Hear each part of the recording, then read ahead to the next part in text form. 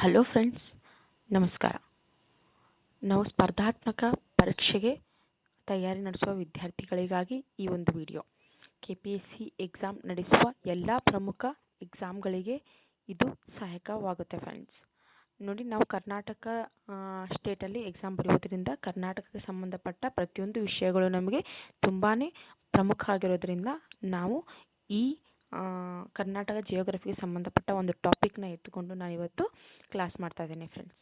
ನೋಡಿ, ಕರ್ನಾಟಕದ ಅತ್ಯಂತ ಎತ್ತರದ ಶಿಖರಗಳನ್ನು ಕ್ರಮವಾಗಿ ಇಲ್ಲಿ ಒಂದೆಡೆ ಸೇರಿಸಿದ್ದೀವಿ ಫ್ರೆಂಡ್ಸ್. ವಿಡಿಯೋ ಕ್ಲಾಸ್ ಸ್ಟಾರ್ಟ್ ಮಾಡೋದಕ್ಕಿಂತ ಮೊದಲು ಒಂದು ಹೇಳಕ್ಕೆ ಇಷ್ಟಪಡ್ತಾ ಇದ್ದೀನಿ. ನೀವು ಬೇಕಿದ್ರೆ ಇದನ್ನು ಸ್ಕ್ರೀನ್ಶಾಟ್ ತೆಗೆದು ಇಟ್ಕೋಬಹುದು.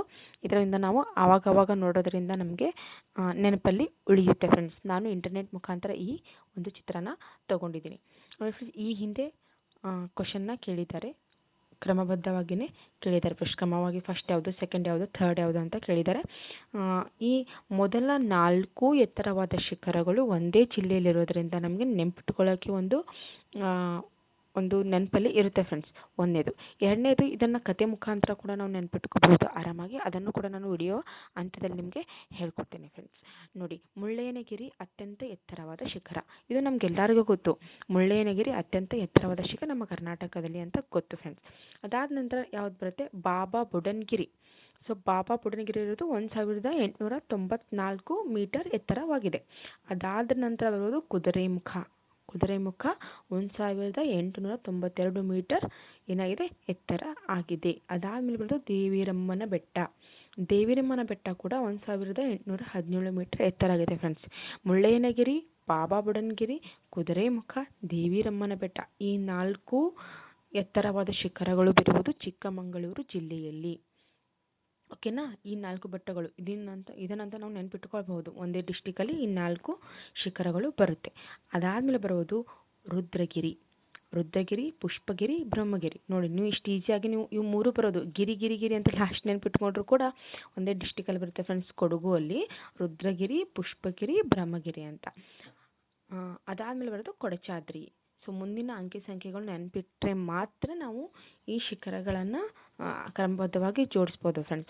ಮಿನಿಮಮ್ ಅಂದರೆ ನಿಮಗೆ 5 ಶಿಖರಗಳಂತೂ ಇರಲೇಬೇಕು. ಯಾವುದಾದ್ಮೇಲೆ ಯಾವ್ದು ಬರುತ್ತೆ ಅಂತ.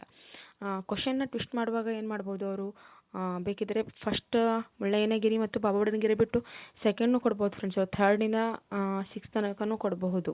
ಅಥವಾ ರುದ್ರಗಿರಿ, ಪುಷ್ಪಗಿರಿ, ಬ್ರಹ್ಮಗಿರಿ ಈ 3ರಲ್ಲೇ ಹೈಯೆಸ್ಟ್ ಯಾವುದು ಅಂತಲೂ ಕೇಳ್ಬೋದು. ಸೊ KPSC ನಿಮ್ಗೆ ಗೊತ್ತಿರೋ ಹಾಗೆ ಯಾವ ರೀತಿ ಕ್ವಶನ್ ಬೇಕಾದರೂ ಅವರು ಕೇಳ್ಬೋದು ಫ್ರೆಂಡ್ಸ್. ನಾವು ಎಲ್ಲದಕ್ಕೂ ಏನಾಗಿರಬೇಕು, ತಯಾರಿಯನ್ನು ಮಾಡ್ಕೊಂಡಿರ್ಬೇಕು ಫ್ರೆಂಡ್ಸ್. ಲಾಸ್ಟ್ ಬರೋದು ಕೊಡಚಾದ್ರಿ ಇರೋದು ಶಿವಮೊಗ್ಗ ಡಿಸ್ಟಿಕಲ್ಲಿ. ಇದು ಒಂದೇ ಕೊಡಚಾದ್ರಿ ಇರೋದು ಮಾತ್ರ ಶಿವಮೊಗ್ಗ. ಉಳಿಕಿದ್ದ ಎಲ್ಲ ಶಿಖರಗಳು ಚಿಕ್ಕಮಗಳೂರು ಮತ್ತು ಕೊಡಗು ಡಿಸ್ಟಿಕಲ್ಲಿ ಬರುತ್ತೆ ಫ್ರೆಂಡ್ಸ್.